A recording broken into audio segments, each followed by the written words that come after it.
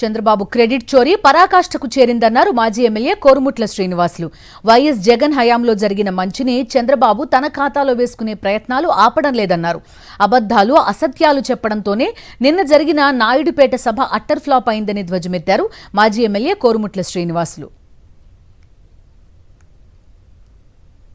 1 year పైన అంటే దాదాపు 1.5 year పడుతుంది. ఏది ఒక ఇల్లు కట్టుకోవాలంటే ఈ 22 నెలలకే 5,50,613 ఇల్లు కట్టినామంటే ఎంత అసత్యం ఆడుతున్నాడు, ఎంత అబద్ధాలు ఆడుతున్నాడు, ప్రజలను ఎంత మోసగిస్తున్నాడు అనేదానికి నిన్న జరిగిన సభలో ఆ అసత్యాలు, ఆ అబద్ధాలు, మోసాలు చెప్తుంటే ప్రజలు నవ్వుకుంటూ ఆ సభ నుంచి వెళ్ళిపోయినారు, నిష్క్రమించారు.